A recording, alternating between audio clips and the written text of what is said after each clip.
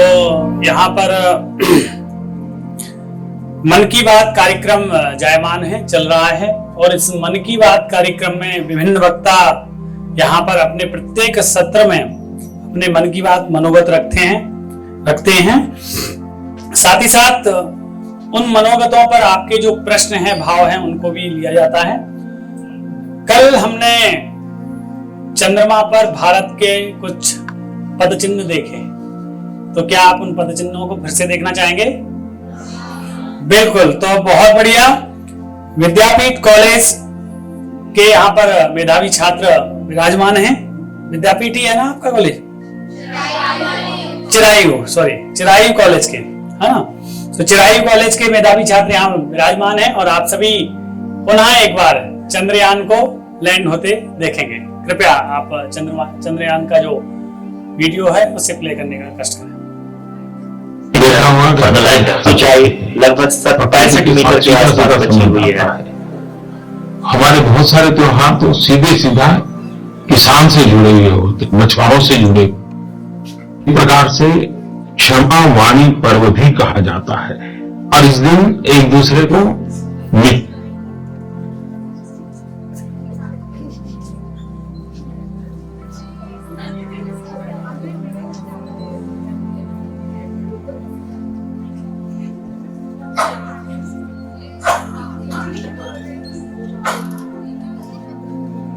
to the moon's surface nearly 2.6 kilometers, as we can see.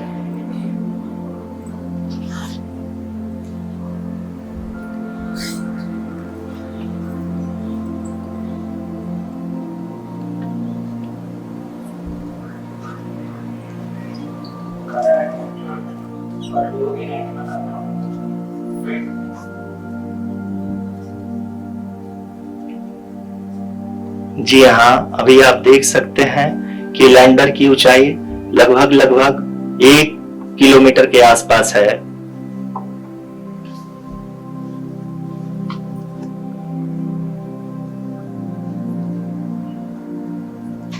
We are nearing the final phase of the power descent, which is going to be the vertical descent phase or the local navigation phase. जी हाँ, अब हम fine breaking wave के एकदम करीब आ चुके हैं। तालियों के गड़गड़ाहट से सुन सकते हैं कि हम लोगों ने तीसरे चरण को भी बहुत ही सफलतापूर्वक हासिल कर लिया है और अभी हम वर्टिकल डिसेंट फेज में आ चुके हैं, जिसकी शुरुआत भी बहुत ही अच्छे ढंग से हो चुकी है।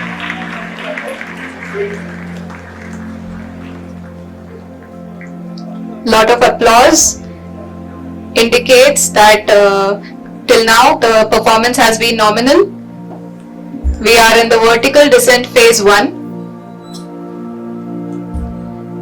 The altitude is being brought down from 800 meters and we are nearing and approaching the lunar surface. जी, आप अपने स्क्रीन पे देख सकते हैं कि लैंडर का हाइट लगातार कम होता जा रहा है। इस समय हम लैंडिंग साइट के जस्ट ऊपर हैं और इस समय इसकी ऊंचाई लगभग 600 मीटर के आसपास है। इस फेज के दौरान लगभग 150 मीटर के ऊंचाई पे पहुंचने के बाद लैंडर अगेन लगभग 20 से 22 सेकंड के लिए हॉवरिंग करेगा। We are above the landing site. The horizontal as well as the vertical velocity is now being constantly reduced and the lander module has begun its descent towards the landing site.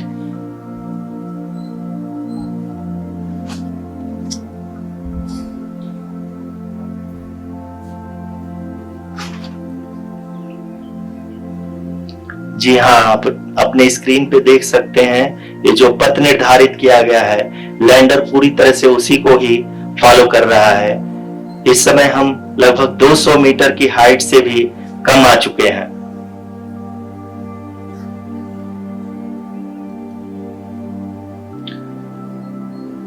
अब हमें देख सकते हैं कि हम लगभग 150 metre की ऊंचाई पे हैं चंद्रमा के सतह से।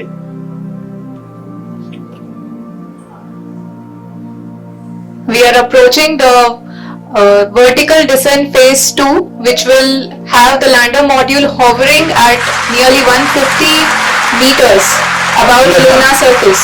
जी हाँ, आप इस तालियों के गड़गड़ाहट को सुन सकते हैं, जो कि सेकेंड हाइब्रिड फेज के कंप्लीट होने के बाद इन सारे वैज्ञानिकों के द्वारा की जा रही है।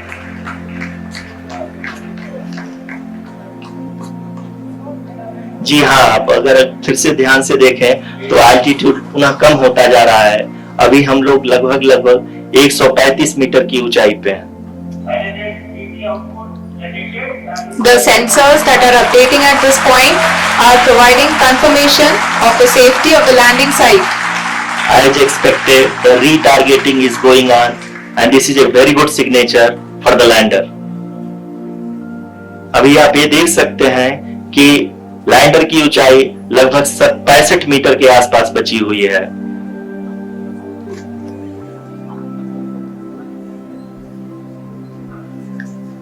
Currently, only 2 engines are now being fired, and we are nearly at zero velocity, vertical and horizontal. We were hovering, and now we are approaching the moon's surface. धीरे धीरे लैंडर की वेगमान को कम किया जा रहा है और हम अब लगभग 50 मीटर से भी कम आ चुके हैं। We can see the Honorable Prime Minister, Shri Narendra Modi ji, who is here to encourage us, and he is critically looking at the visuals.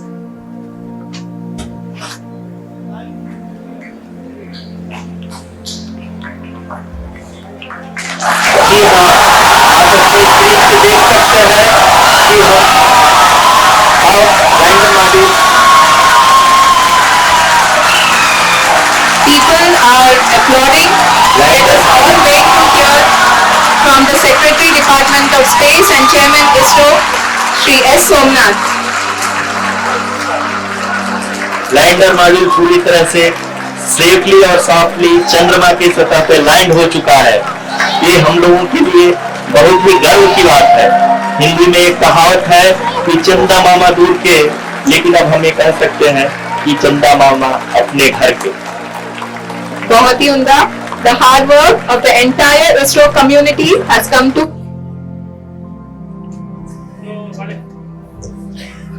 बड़े ही उत्साह के साथ आपने इस नवीन अभियान को देखा, और जैसा कि उसमें कह रहे थे कि चंदा मामा टूर के, है ना, टूर के हो गए हैं चंदा मामा, टूर वहां तक हो सकता है आराम से। तो बहुत ही बढ़िया श्रृंखला है ये मन की बात की, और शीघ्र इस मन की बात का यह 37वां एपिसोड प्रारंभ होगा। तो इस एपिसोड में मन की बात में आदरणीय प्रधानमंत्री जी ने क्या कहा है, वह क्लिप चलाने की का कष्ट करें हमारी जो टीम है, टेक्नीशियन। 37 बाद जो हमारे आदरणीय वक्ता यहाँ पर उपस्थित होंगे, वो अपने मनोगत भावों को मन के विचारों को आपके समक्ष उपस्थापित करेंगे। उसके बाद अगर समय हुआ तो इंटरेक्शन भी आपसे हो सकता है, प्रश्न सत्र भी रखा जाएगा। साथ ही साथ उसके बाद एक संकल्प होगा, और बाईं ओर से 1 घंटा होते ही आप संकल्प के बाद बाहर होंगे, और वहां पर बाहर जो एरिया है यहाँ पर सबका एक साथ छाया चित्र या चित्र कर्षित किया जाएगा। साथ ही साथ कार्यक्रम के जो आदरणीय मुख्य वक्ता हैं इस 37वें सत्र के, वो शीघ्र हमारे बीच में उपस्थित होंगे। इस सत्र की अध्यक्षता कर रहे आदरणीय श्री गिरीश तिवारी जी हमारे बीच में उपस्थित हैं। उन्हें बहुत जोरदार करतल ध्वनि के साथ आमंत्रित करता हूं कि आप मंचासीन हैं। आज आप सामाजिक कार्यकर्ता हैं, विभिन्न सामाजिक सरोकारों से जुड़े रहे हैं। मध्य प्रदेश शासन में भी आप एक उच्च पद पर आसीन रहे हैं। साथ ही साथ विभिन्न सामाजिक, सांस्कृतिक एवं अन्य भारतीय सामाजिकता से, समरसता से जुड़े हुए जो हमारे विषय हैं, उन पर आपने निरंतर अपना दृष्टिपात किया है, अपनी दृष्टि को रखा है। तो ऐसे आदरणीय श्री गिरीश तिवारी जी अध्यक्ष के रूप में हमारे सत्र में विराजमान हैं। अब मैं टीम से अनुरोध करूंगा कि 37 नंबर पर जो हमारी मन की बात है उसको प्रचारित करने का कष्ट करें।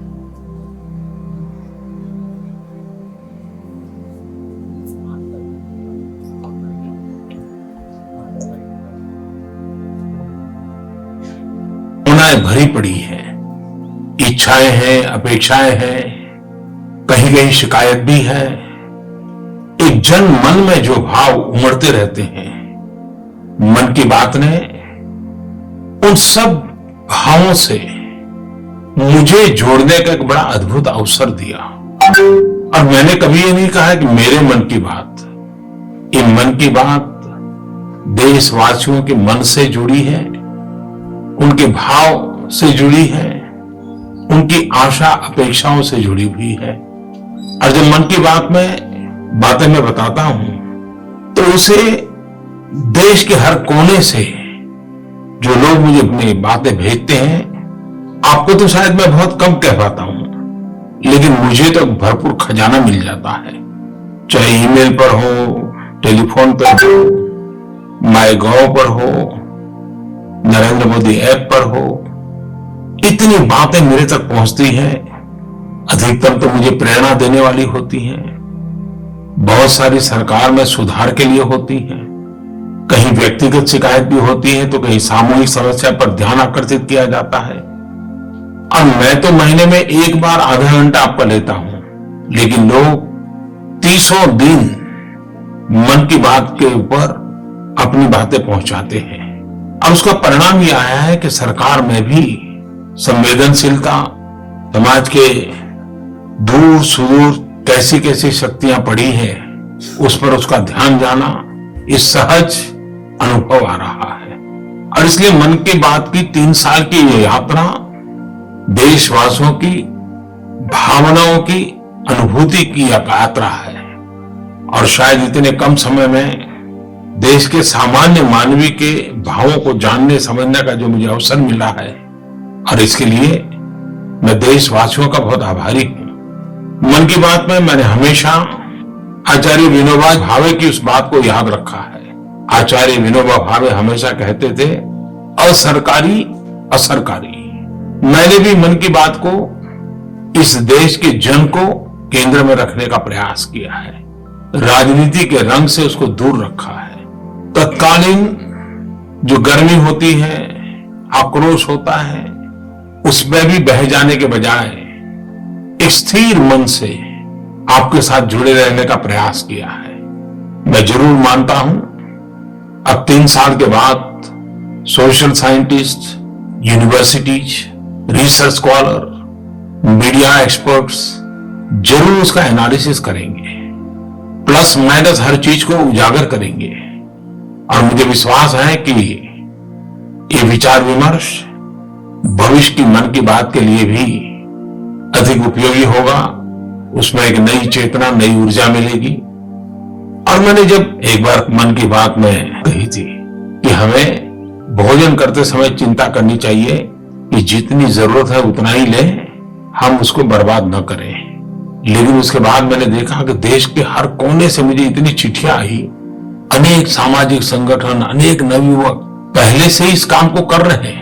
जो अन्न थाली में छोड़ दिया जाता है उसको इकट्ठा करके उसका सदुपयोग कैसे हो, इस पर काम करने वाले इतने लोग मेरे ध्यान में आए।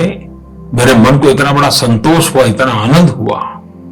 एक बार मैंने मन की बात में महाराष्ट्र के एक रिटायर्ड टीचर श्रीमान चंद्रकांत कुलकर्णी की बात कही थी, जो अपने पेंशन में से 16,000 रुपए का पेंशन मिलता था, उसमें से 5,000 रुपया वो 51 पोस्ट डेटेड चेक देकर के स्वच्छता के लिए उन्होंने दान दे दिया था। और उसके बाद तो मैंने देखा कि स्वच्छता के लिए इस प्रकार के काम करने के लिए कितने लोग आगे आए। एक बार मैंने हरियाणा के एक सरपंच की सेल्फी विद डॉटर को देखा और मैंने मन की बात में सबके सामने रखा। देखते ही देखते न सिर्फ भारत में, पूरे विश्व में सेल्फी विद डॉटर एक बड़ा अभियान चल पड़ा। ये सिर्फ सोशल मीडिया का मुद्दा नहीं है, हर बेटी को एक नया आत्मविश्वास, नया गर्व पैदा करने वाली एक घटना बन गई। हर माँ बाप को लगने लगा कि मैं अपनी बेटी के साथ सेल्फी लूं। हर बेटी को लगने लगा कि मेरा कोई महात्मा है, मेरा कोई महत्व है। पिछले दिनों में भारत सरकार के टूरिज्म डिपार्टमेंट के साथ बैठा था।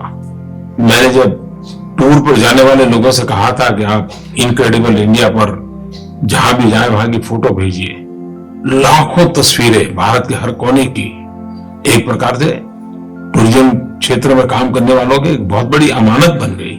छोटी सी घटना कितना बड़ा आंदोलन खड़ा कर देती है, ये मन की बात में मैंने अनुभव किया है।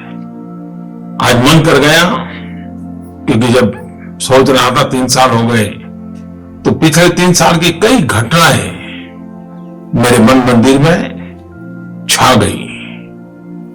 देश सही दिशा में जाने के लिए हर पल अग्रसर है।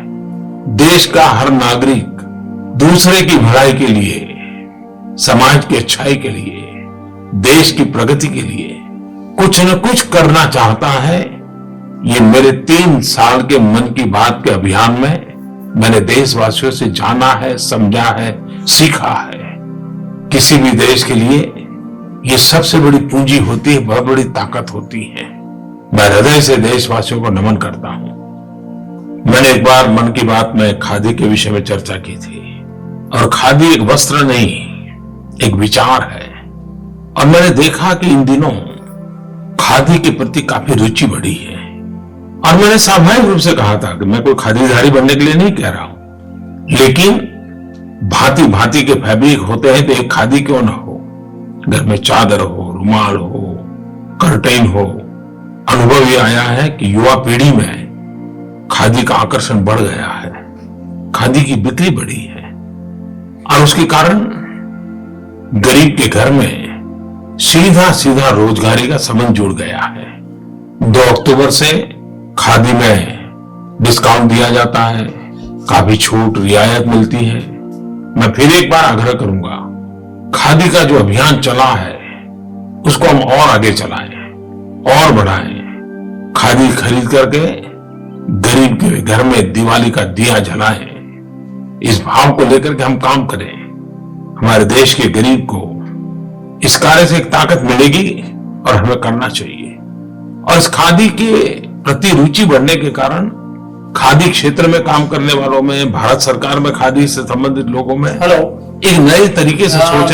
इस 37वें सत्र के मुख्य वक्ता के रूप में हमारे बीच में उपस्थित हैं आदरणीय श्री सुरेंद्र बिहारी गोस्वामी जी, जो कि निदेशक हैं हिंदी ग्रंथ अकादमी मध्य प्रदेश। और मैं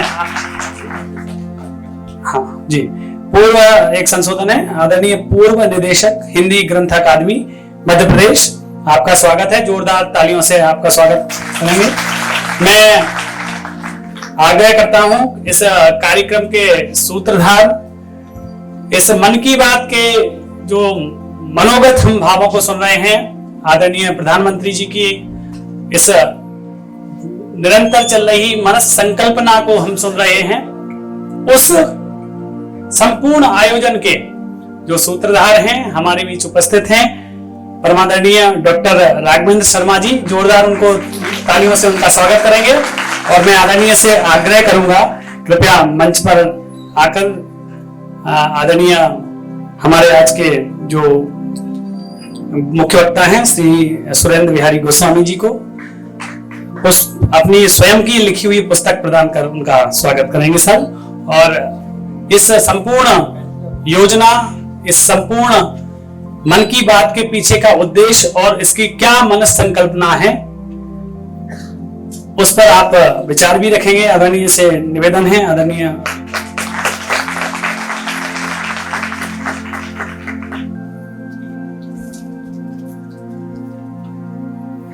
मन की बात की इस श्रृंखला के विशेष एक स्मृति चिन्ह के रूप में मन की बात यह एक लेखनी प्रदान की जाती है प्रत्येक वक्ता को। तो वेज और एक वेज जो कि स्मृति के रूप में है, एक आदर सम्मान के रूप में है। बड़ा ही सौभाग्य का विषय है कि हमारे बीच में इस सत्र में, इस संपूर्ण आयोजन के, इस संपूर्ण संकल्पना के सूत्रधार आदरणीय डॉक्टर राघवेंद्र शर्मा जी उपस्थित हैं। तो बड़ा ही सुंदर यह क्षण है। मैं आदरणीय से इस भारतीय परंपरा स्वागत की वेला के पूर्ण होने के उपरांत मैं आदरणीय से निवेदन करूंगा कि आप इस संकल्पना, यह विचार, यह मनोगत भावों को सभी के बीच करना और उसको एक श्रृंखला के रूप में, एक मैराथन के रूप में खड़ा कर देना, इन विचारों से हम सभी को अवगत कराएं। आदरणीय डॉक्टर राघवेंद्र शर्मा जी।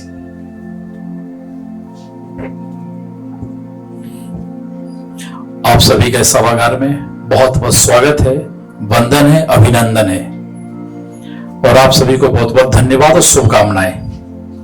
शुभकामनाएं मैं आपको इसलिए दे रहा हूं क्योंकि आप उस कार्यक्रम के हिस्सा बनने जा रहे हो जो दुनिया का सर्वश्रेष्ठ है।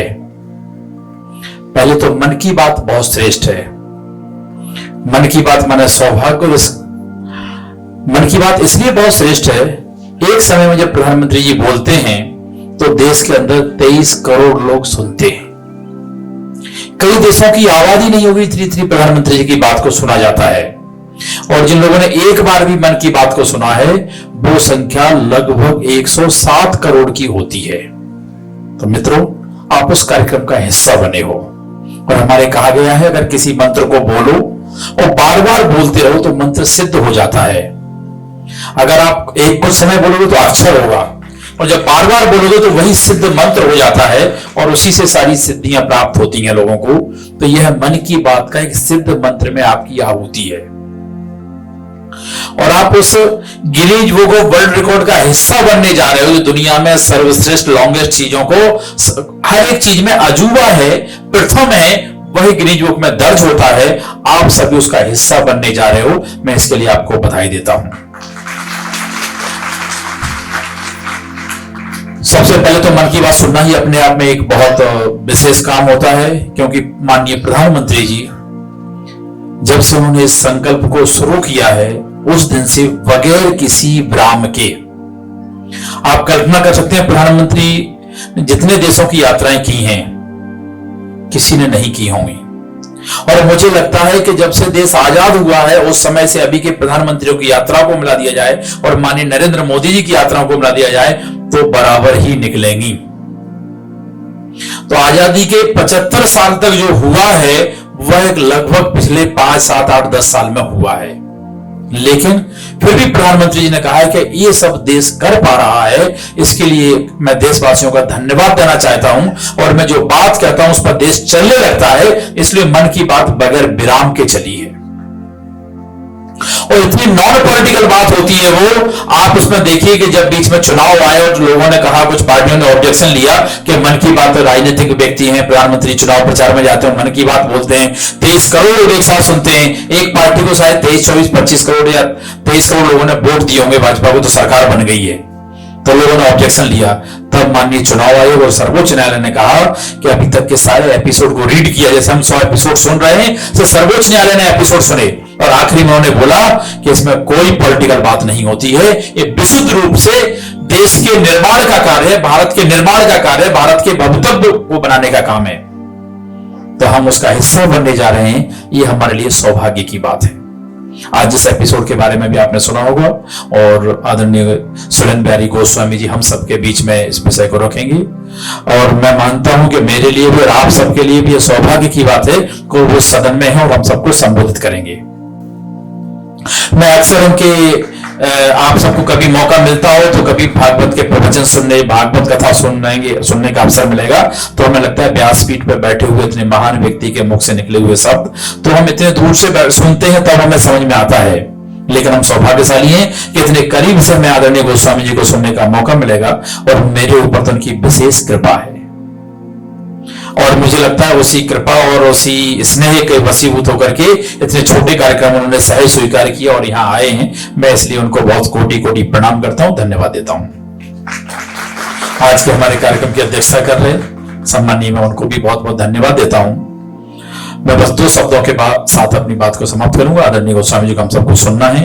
हमारा पूरा कार्यक्रम बंदूक की नोक पे जैसे बोलते हैं वैसा चल रहा है। मैं एक बार किसी बड़े आदमी के साथ किसी कार्यक्रम में मुझे बोला कि उसका कार्यक्रम तय करना है। उन्होंने मुझे बोला कि मेरे पास समय बहुत कम है। मैंने कहा भाई साहब मिनट टू मिनट नहीं, सेकंड टू सेकंड कार्यक्रम करेंगे। एसपीजी की तरह आप कार्यक्रम का नियोजन करेंगे। तो ये कार्यक्रम अभी चल रहा है भाई साहब, इसी तरह से चल रहा है। 37 एपिसोड हो चुके हैं।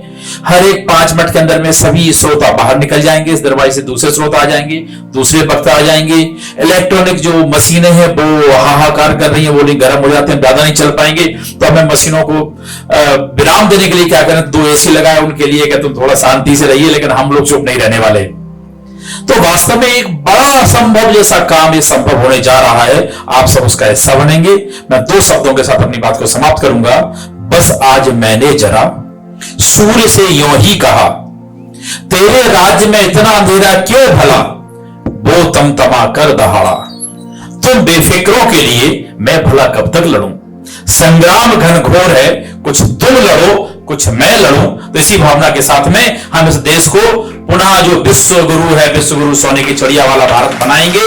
और मैं मानता हूं जिस दिन प्रधानमंत्री ने 2 शब्द बोले थे, उन्होंने बोला था 1 अर्थ 1 फैमिली। सारी दुनिया एक ही अर्थ है और एक ही परिवार है। उस दिन से मेरे मन में एक विचार आया कि जब दुनिया एक परिवार है तो भारत माता विश्व माता क्यों नहीं। तो वास्तव में जब भी संबोधन करता हूं तो मैं एक ही बात करता हूं, मैं कहता हूं भारत माता नहीं विश्व माता है, जगत की माता है। संसार को आगे दिखाने का काम इसको करना है। प्रधानमंत्री नरेंद्र मोदी जी के माध्यम से, मन की बात के माध्यम से हम उसी संकल्प को ले आ रहे हैं। वही संकल्प सिद्धि की ओर जाएगा। इसमें सब आपका भागीरथी प्रयास और आपकी आहुतियां लग रही हैं। आप सभी का बहुत बहुत धन्यवाद, बहुत बहुत आभार। सादर धन्यवाद आदरणीय। आपने अपने वक्तव्य में यह सिद्ध किया कि समानो वाकूति समानो हृदयानि वा समान वस्तु में मनो यथा वासु सहासति उपनिषद वाक्य है। और इसमें समस्त संसार समस्त विश्व को एक सूत्र में पिरोने का एक मंत्र दिया गया है।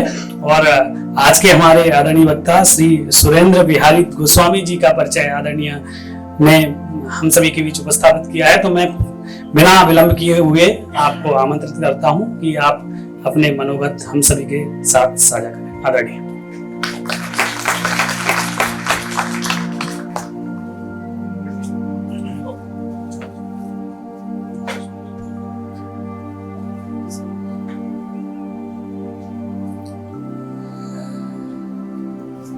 परम आदरणीय मंच,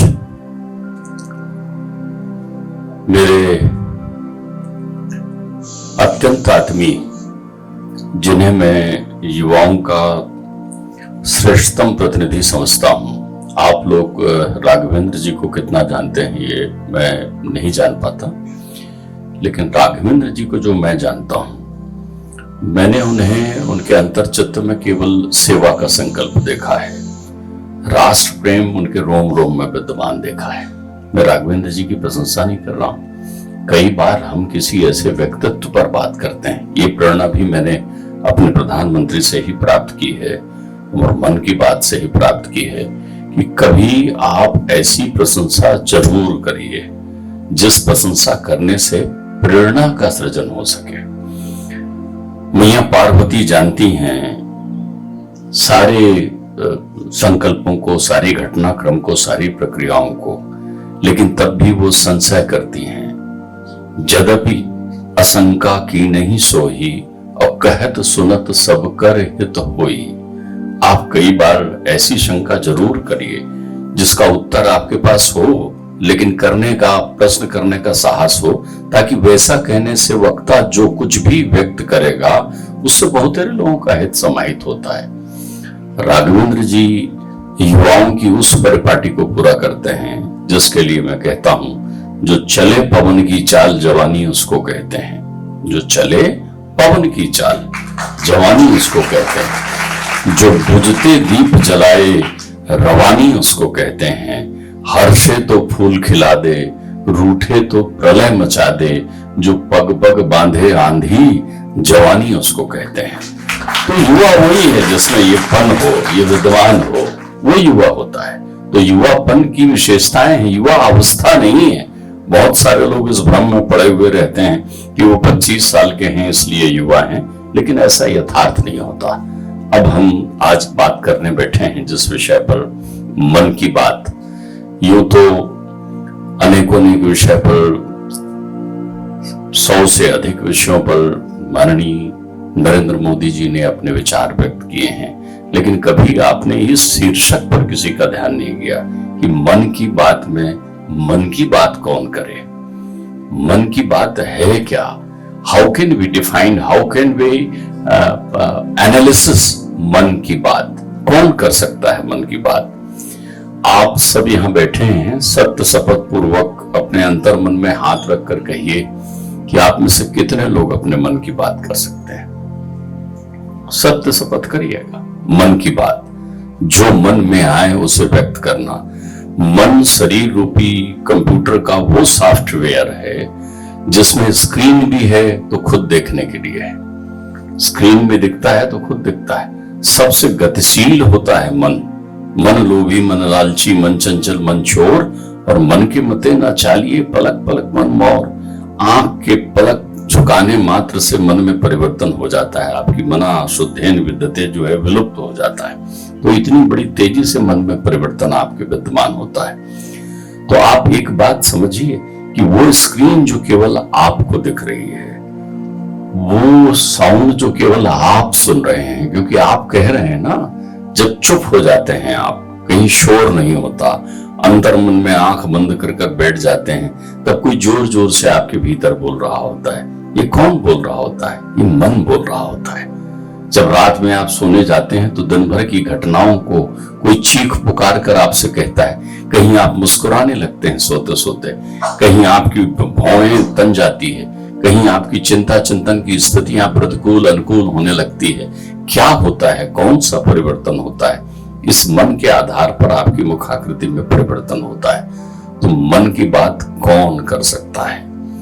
जननी जनक बंद सुत धारा, तन धन भवन सुरहित सुत बारा, सबके ममता ताग बटोरी, मम पद बंधई बांध मन डोरी, और समदर्शी इच्छा कछु नाही, हरस विषाद शोक भय नाही, अस सज्जन मम उर बस कैसे, लोभी हृदय बसौ धन जैसे। बाबा इसको बड़ा स्पष्ट कर रहे हैं कि मन की बात वही अपनी जुबान पर ला सकता है, अपने मुख से बोल सकता है, जिसका अंतर मन विषयों से मुक्त होता है, जिसमें किसी प्रकार का स्वार्थ नहीं होता, जो निर्मल होता है। जैसे बाहर हैं वैसे भीतर हैं। कोई आपसे कहेगा क्यों, मैं कैसा लग रहा हूं, तुरंत कहें बहुत बढ़िया लग रहे हैं आप, लेकिन मन अंदर में कुछ और कह रहा होगा, बोले जाओ ठीक है, खुश कर दो।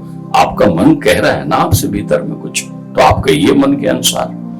ये मन की बात का शीर्षक ही अपने आप में प्रेरणा है कि आपको निर्मल बनाने की प्रक्रिया है। मन, बुद्धि, चित्त और अहंकार ये आपकी शरीर के विषय नहीं है, शरीर न रहने पर भी विद्यमान रहने वाले विषय हैं आपके, जिनको आप अपने साथ लिए डोलते घूमते हैं, लेकिन उनकी ऊर्जा कितनी आप प्राप्त कर पाते हैं।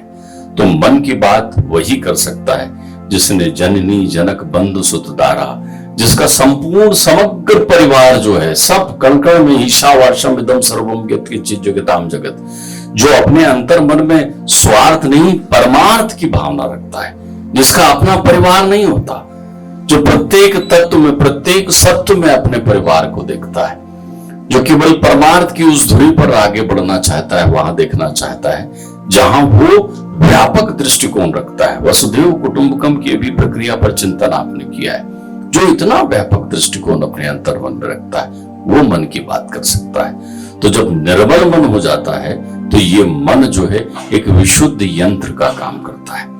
श्रीमद् भागवत कहती है, एतस्मात् परम किंचित मना शुद्धेन विद्यते, जन्मांतर भवेत पुण्यम तदामेव भागवतम लभेत। अर्थात मन शुद्ध करने का एकमात्र उपाय है अपने अंतर्चित्त के विषयों को तिरोहित कर देना, निकाल देना वहां से बाहर, ताकि कोई विषय ना हो। तो ऐसा चेतेरा तो बहुत कम होता है। जब वो अपनी मन की बात कह रहा होता है तो हम उसे किसी लांछन में, किसी आलोचना में, किसी परिग्रह में लेकर के चिंतन करें या श्रवण करें तो हमारे जीवन को सार्थक नहीं कर सकता। मन आपसे बात करता है, ये अपनी बात है, लेकिन जब वो व्यक्त होता है तब उसका स्वरूप निर्मल होना चाहिए, अन्यथा वो मन की बात आपके परिवेश को प्रतिकूल बनाने का काम करता है। हमारे प्रधानमंत्री जी ने एक बड़ा सीधा सा रास्ता निकाला। उन्हें लगा कि जब सकल कुटुंब की भावना लेकर मैं चल रहा हूं, मेरे चिंतन में राष्ट्र विकास और राष्ट्र प्रेम ही है, उसके अतिरिक्त कुछ है ही नहीं भीतर, तो उन्होंने पट खोला अपना। उन्होंने शुरुआत की आपके साथ, आपसे बात करने के लिए।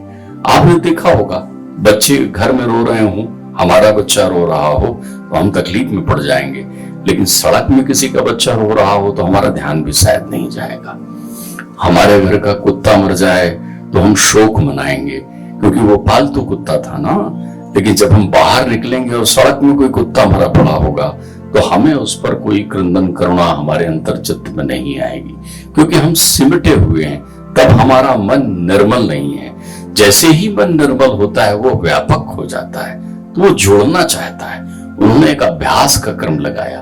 उन्होंने कहा कि मैं अपनी बात नहीं कह रहा हूं, मैं उस निर्मल मन की बात कह रहा हूं जिसमें काई विषय मुकुर मन लागे, कुछ नहीं है उसमें, किसी प्रकार का कोई कचड़ा नहीं है उसमें, और वो आपके साथ संवाद करने की स्थिति में हो रहे हैं। लेकिन वो तो बोल रहे हैं, आप सुन रहे हैं क्या?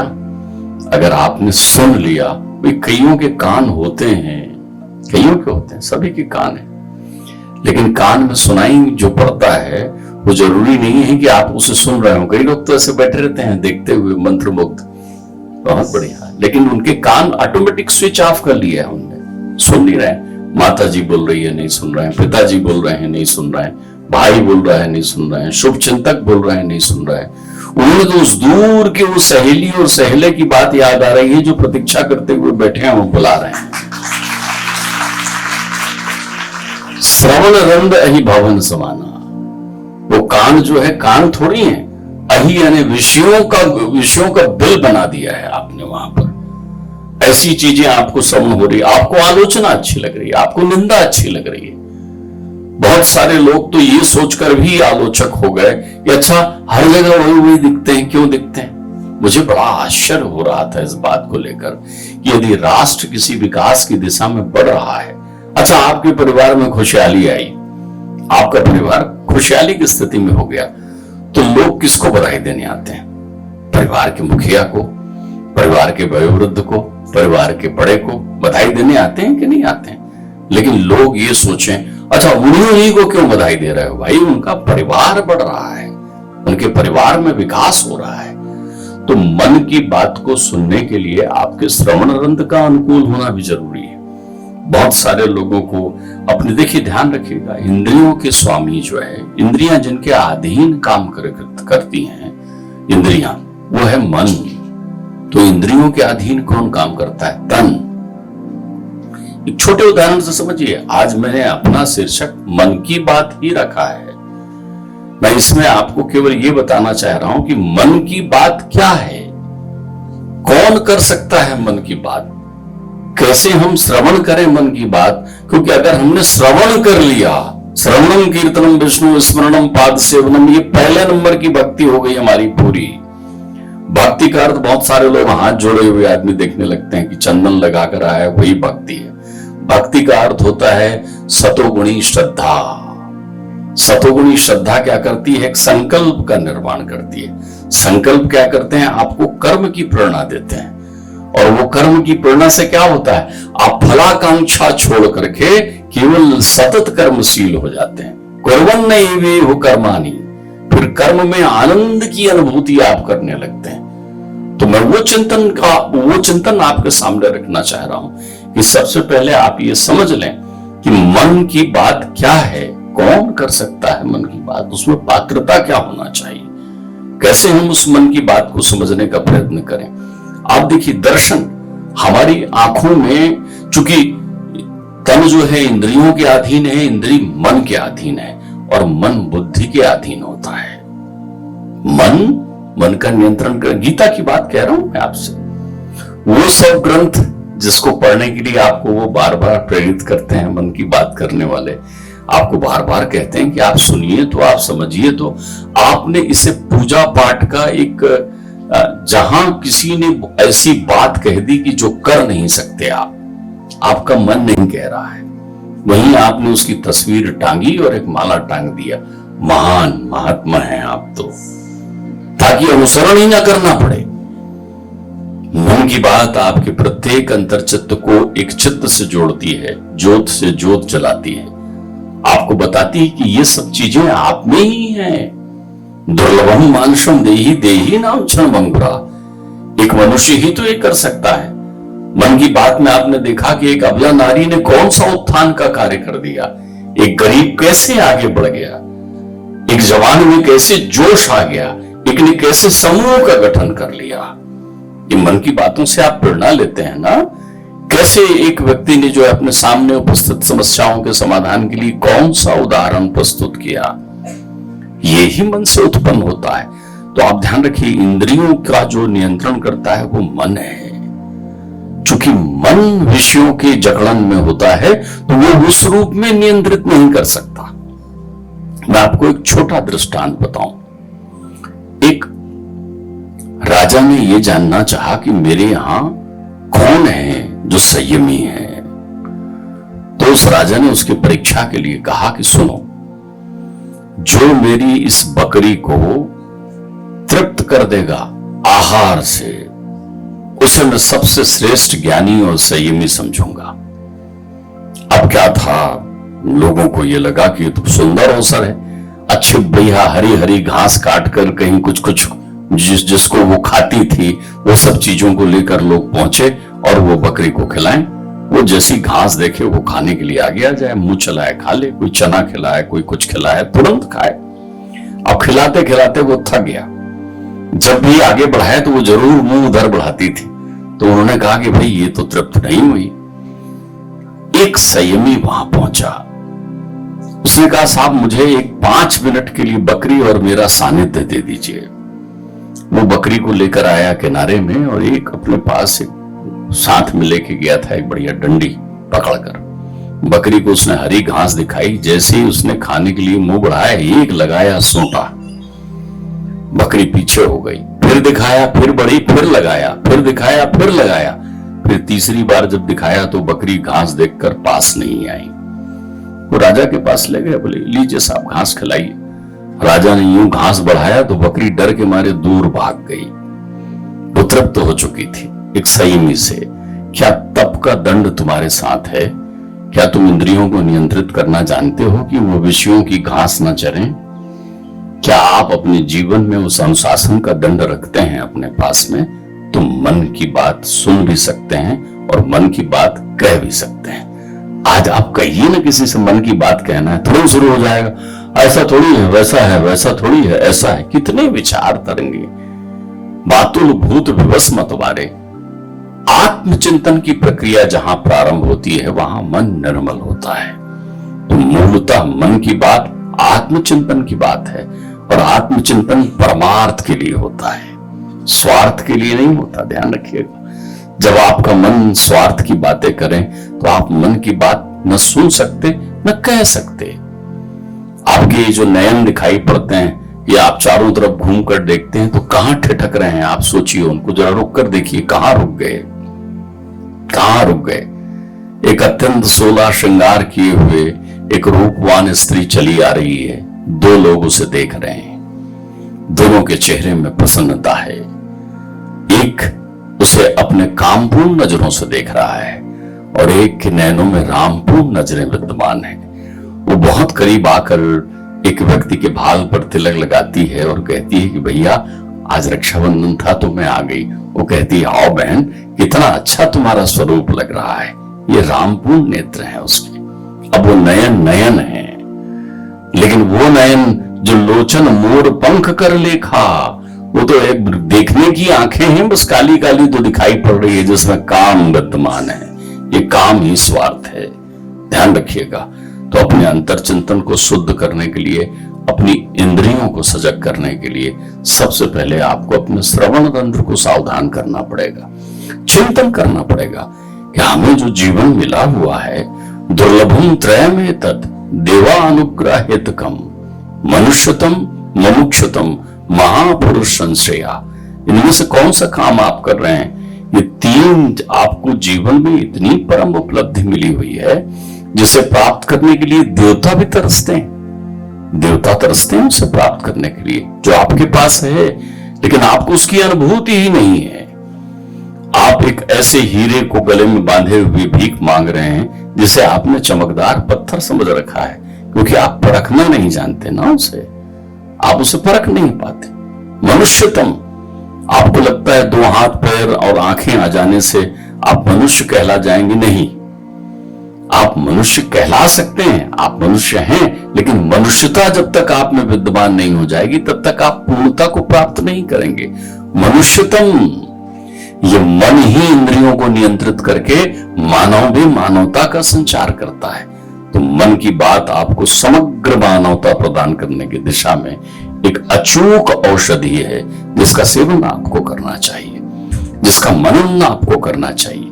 जब तक आप मनन करने की स्थिति में नहीं होंगे, मन की बात का वो आनंद तिरोहित हो जाएगा यदि आप उसे मनन नहीं कर सकते। आप में जिज्ञासाएं कितनी हैं? बस ज्यादातर लोग, अभी बात निकल रहा है बेरोजगारी की, तो न जाने कितने लोग हाथ उठा देते हैं, मैं बेरोजगार हूं, मैं बेरोजगार हूं। कमाल है, आप रोजगार का अर्थ नहीं जानते। रोजगार और नौकरी में बहुत बड़ा अंतर है। हमारे प्रधानमंत्री चाहते हैं कि आप रोजगारवान हो सबसे पहले।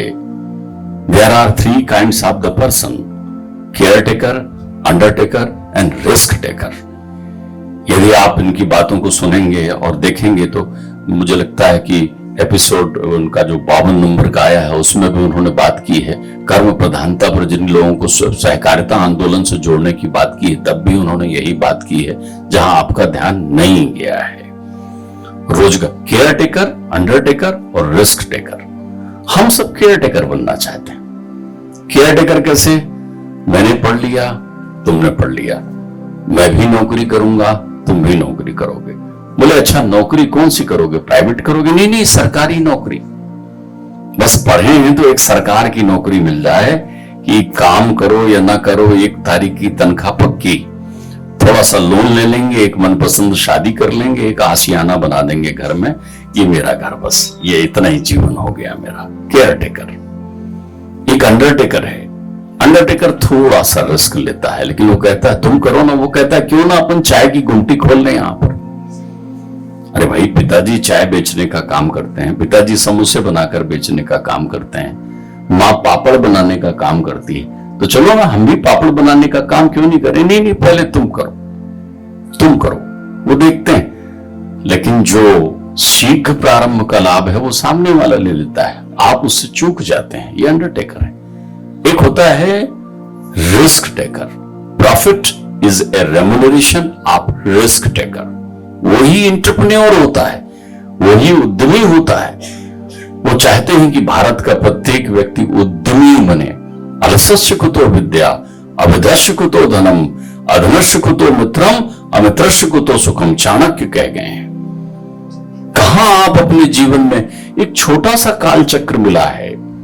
कुल आपको इस संसार में रहना है, यदि स्वस्थ प्रसन्न चित्त रह जाते हैं तो 36,500 दिन। अभी दिनों की महत्ता प्रधानमंत्री जी के नेतृत्व में अभी जो चंद्रयान 3 गया और चंद्र पर्व हमारे जीवन में उपलब्धि के रूप में इतिहास में आया, तब हमने समझा। सारे लोग बोलने लग गए। हम समझाते थे कृष्ण पक्ष शुक्ल पक्ष, तो पूछते थे ये क्या कृष्ण पक्ष होता है, क्या शुक्ल पक्ष होता है। समझाने का ढंग है। वैज्ञानिकों ने एक झटके में समझा दिया कि मनुष्य का 14 दिन बराबर चंद्रमा में 1 दिन। सबको याद हो गया। अच्छा 14 दिन मतलब चंद्रमा में दिन रहता है, मनुष्य के 14 दिन के बराबर 1 दिन होता है। यही तो कृष्ण पक्ष और शुक्ल पक्ष हमारे यहाँ समझाते बैठे थे हम लोग। नहीं समझ में आ रहा था ना आपको कि 14 दिन कैसा होता है, 14 दिन काली क्यों होती है और 14 दिन का रंग जो है शुक्ल क्यों हो जाता है, कैसे दिनों की गणना करते हैं। तो आपको ये समझ में नहीं आ रहा था ना, आप समझ गए ना। ऐसे ही समझते चलो। चंद्रमा के बारे में जितने हमारे वैज्ञानिकों ने ये प्रयोग किए हैं, जो कर रहे हैं, वो सनातन संस्कृति को ध्यान रखकर कर रहे हैं। लेकिन आपने तो उन तथ्यों को, उन वेद पुराण और उसमें लिखी तथ्यात्मक बातों को आपने तो समझा है वो पूजनीय वस्तु है, तो खाली बस पूजा करो और नमस्कार करो, देखते रहो। तो आप एक बात समझिए, कुल आपको संसार में रहना है 36,500 दिन। कितने दिन जीना है आपको? यदि स्वस्थ प्रसन्न चित्त रहे और पूर्ण आयु को प्राप्त करते हैं तो एक मनुष्य की आयु है कुल 36,500 दिन। अब आप गणित मत लगाइए, 365 गुणित 100 कर दीजिए, 100 वर्ष, तो 36,500 दिन रहेंगे। मन की बात समझने का प्रयत्न करें, कहीं ऐसा ना हो सुनेंगे रोज, टीवी में भी देख लेंगे, हाँ ये अच्छा लगा ना, बहुत मजा आया। क्यों? मजा आने वाला नहीं है मन की बात। मन की बात आपके आनंद के लिए है। मजा और आनंद में बहुत अंतर है। मजा स्वार्थ है, आनंद परमार्थ है। और एक राष्ट्र का विकास तभी हो सकता है जब आप परमार्थपूर्ण चिंतन की ओर बढ़े, स्वार्थ से नहीं हो सकता। तो आपको जीना है संसार में केवल 36,500 दिन, वो भी अन्य बातें सामान्य रहें तो, अदर थिंग्स रिमाइनिंग कांस्टेंट, स्थिर रहें तो। अब आप देखिए उन 36,500 दिन में से 30 वर्ष कब निकल जाते हैं आपको मालूम नहीं चलता। जवानी जोश है, जश्न है, प्यार की अमानत है, बुढ़ापा दोष है, प्रश्न है, नियति की रुकावट है। ये 30 वर्ष तो आपको तब ध्यान आता है ना जब महतारी टोकती है, जरा रात में मत निकला कर। बोले क्यों मां? अरे बोले अब रात में नहीं निकला कर। जब बेटे को टोकते हैं, जब बेटे को समझाते हैं, जब बेटे को कहते हैं कि कुछ करना बेटा, अब 27-28 साल का हो गया, कब करेगा, तब ध्यान आता है। आप कमाई का चिंतन जब पहली बार आपकी जेहन में आता है तब आपकी अवस्था 28 से 30 वर्ष की तो हो चुकी होती है। तो 30 वर्ष कब निकल जाते हैं आपको मालूम नहीं चलता। और 30 वर्ष निकलेंगे कि नहीं निकलेंगे अच्छे से, ये भी आपको नहीं मालूम। 70 के बाद आपके जीवन में ब्लड प्रेशर ना हो, शुगर ना हो, बीमारी ना हो, आप जी लें, अपने भरोसे चल सकें, आनंद से रह लें, इसकी कोई गारंटी वारंटी किसी के पास नहीं है। तो इसमें 60 वर्ष तो एक कब निकल गया, एक कैसे निकलेगा इसमें निकल गया। तो आपके पास केवल 40 वर्ष की अवस्था बची है मध्य की, वो भी उनके लिए जो 30 वर्ष के हैं, उनके लिए नहीं जिनके पास शायद मैं समझता हूं 6-7 हजार दिन बचे हों, हम जैसे लोगों के पास, जिनके पास वो अवस्था बची ना हो। हम तब बड़े आनंद, बेटे पीछे पीछे बच्चों, सबसे पीछे वाले बच्चों, सबसे पीछे वाले बच्चों, थोड़ा एकाग्र, मेरे चिंतन को थोड़ा सा एकाग्र, थोड़ा समय चाहूंगा। आपके अति उत्साह में मैं फिर, जो कि मैं कोई गहरी बात आपको बता रहा हूं, तो आप सबका ध्यान चाहूंगा। तो आप ये समझिए कि हमारे जैसे लोग जिनके पास शायद 8-10 हजार दिन बचे हों या ना बचे हों, तो कुछ कह नहीं सकते।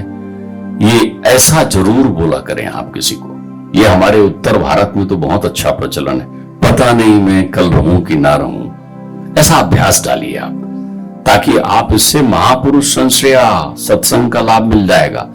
ये बोलने का प्रयत्न करें हर व्यक्ति की कल रहा तो मिलूंगा, कोशिश करिए।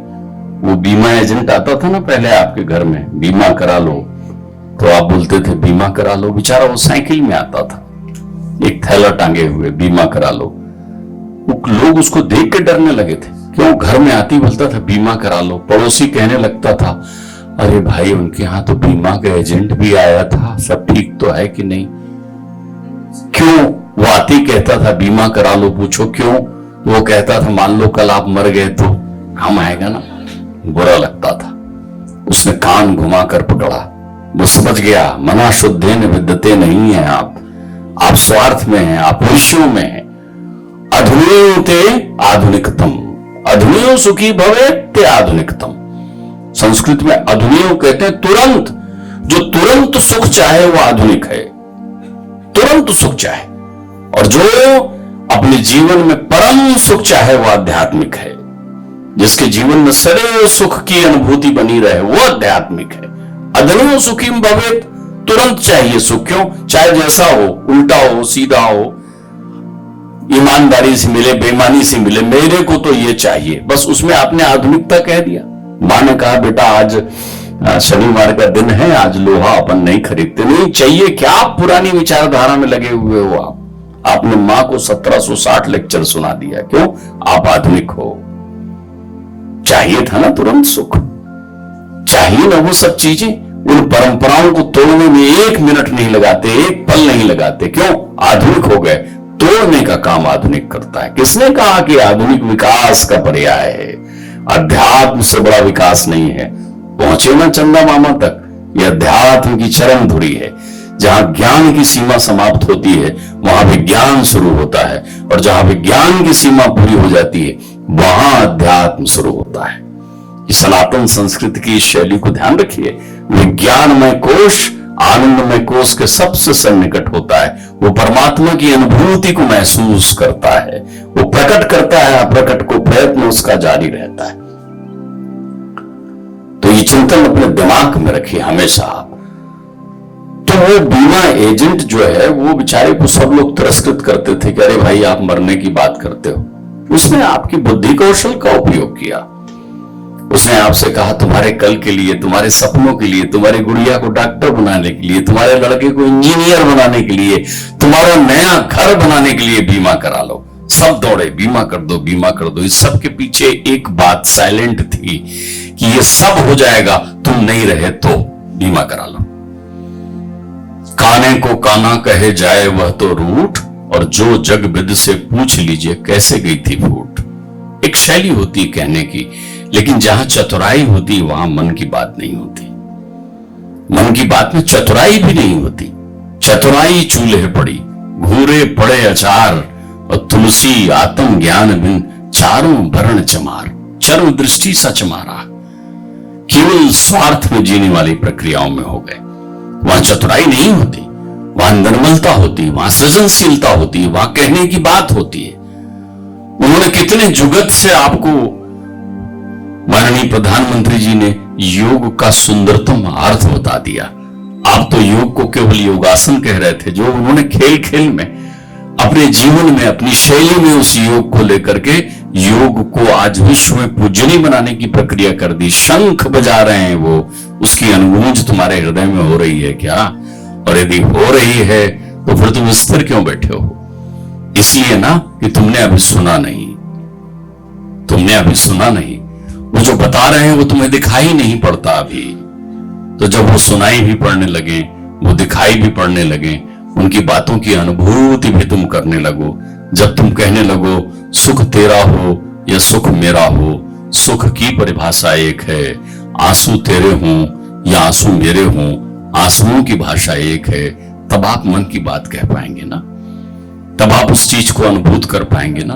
तो मन को सबसे पहले जो निर्मल करता है, जिस चतेरा का अपना कुछ नहीं होता, जिसके लिए समर्पित भाव केवल राष्ट्र होता है, जो विकास चाहता है, जो समग्र दुनिया को एक नजरों से देखना चाहता है, जिसके लिए राष्ट्र की भक्ति ही शक्ति होती है, जिसका परिवार एक तो नहीं कि मेरा बेटा है तो देखना है ध्यान से, यार कितना प्यारा बेटा है मेरा, अच्छा खाली तुम्हारा ही बेटा दिख रहा है तुम्हें और दुनिया में कुछ नहीं दिख रहा है। उसको 1,40,00,000 का परिवार दिखता है, 140 करोड़ का एक परिवार दिखता है। अब तो उनके संबोधनों में मैंने एक सम्मोहन देखा है, वो कहते हैं मेरे 140 करोड़ परिवार के लोग। तो जब समग्रता की ये दृष्टि तुम्हारे पास आ जाती है, जब तुम समुच्चय को प्राप्त कर लेते हो, जब तुम व्यष्टि से समिष्ट हो जाते हो और समिष्टि में भी व्यष्टि का ध्यान रखने लगते हो, तब तुम्हारी एकाग्रता अनंतता की ओर बढ़ती है। और जब तुम अनंतता की ओर जाते हो तब तुम आनंद की अनुभूति करते हो, और आनंद जब तुम्हारे जीवन में आ जाता है तब मन नृत्य करता है, और जब मन नृत्य करता है तब फिर मन बात करता है, उसे हम मन की बात कहते हैं। एक बात हमेशा आप चिंतन में रखिए, कभी भी सिद्ध सिद्ध समूह भूत्वा समत्वम योग उच्चते के सिद्धांत पर चलिए। जहां प्रत्येक क्षण क्षण कण कण में समस्याओं के लिए बहुत सारे लोग, मुझे एक अंग्रेजी की कहावत ध्यान आती है, once a day person come to street and told I can solve all the problem, here problem, where problem, your problem, our problem, problems and problems, and I can solve all those problems, but what can I do when I have so problem and I think so my name is a problem. आज के समय में एक ऐसी स्थिति का निर्माण हो गया है कि सड़क पर खड़े होकर हम ये तो कह सकते हैं कि मैं तुम्हारी समस्या का समाधान कर सकता हूं, मैं इनकी समस्या का समाधान कर सकता हूं, मैं यहाँ की वहां की समस्याओं का समाधान कर सकता हूं। अच्छा, तो फिर क्या तुम अपनी समस्या का समाधान कर सकते हो? तो आप कहेंगे नहीं नहीं, मैं अपनी समस्या का समाधान नहीं कर सकता, शायद इसलिए मेरा खुद का नाम, स्वयं का नाम समस्या हो गया है। तो हम ऐसे ही पर उपदेश कुशल बहुतेरे तो हो सकते हैं, लोगों को अलग अलग समझाइश तो दे सकते हैं, लेकिन समझाइश देना रास्ता नहीं। समझाने में प्रेरणा सन्निहित हो, प्रेरणा में यथार्थ सम्मिलित हो। आप चिंतन व्यक्त करिए चिंता के समाधान के लिए, आप चिंतन व्यक्त करिए।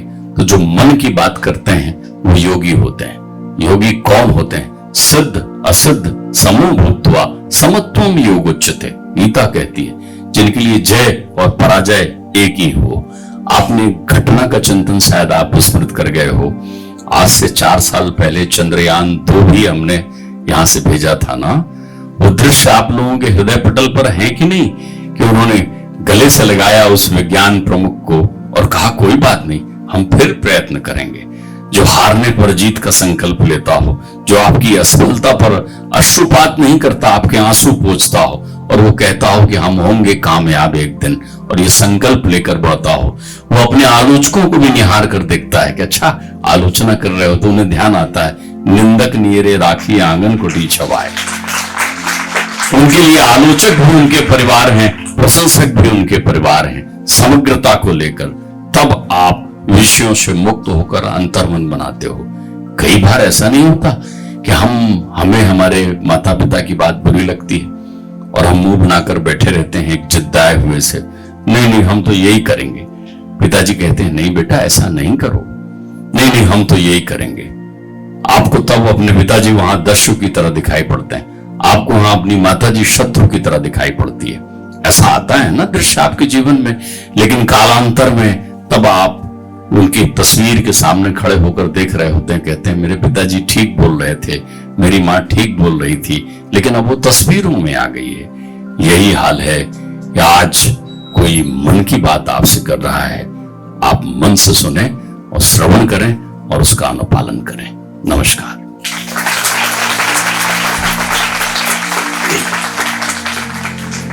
धन्यवाद आदरणीय, आपने बड़े ही सरलतम और सहज एवं मीठी वाणी के साथ यह हम सभी के समक्ष स्पष्ट किया है कि उद्धरेद आत्मात्मानम आत्मानम अवसादयेत आत्मैव आत्मनो बंधु आत्मैव रिपुरात्मनः।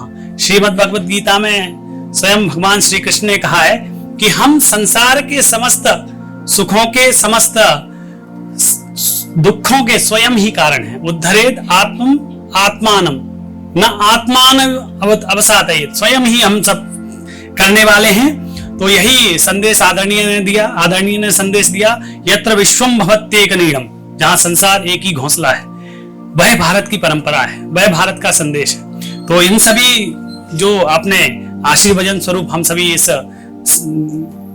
सेशन में सभी को दिए, निश्चित ही हम सभी के लिए दशा और दिशा का कार्य करेगा। मैं एक बार जोरदार तालियों के साथ आदरणीय का पुनः अभिवादन करवाना चाहूंगा। जोरदार तालियां देने के लिए।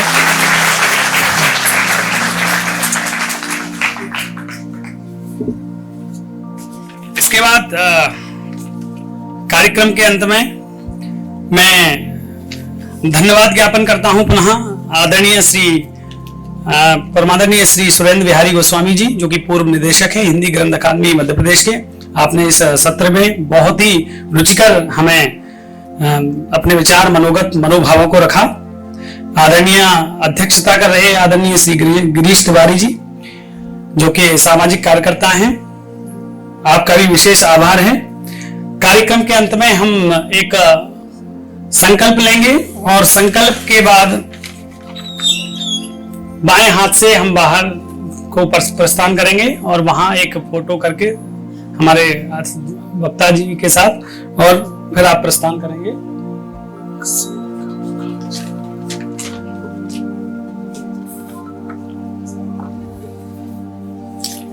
सभी संकल्प की स्थिति में खड़े हो जाएंगे।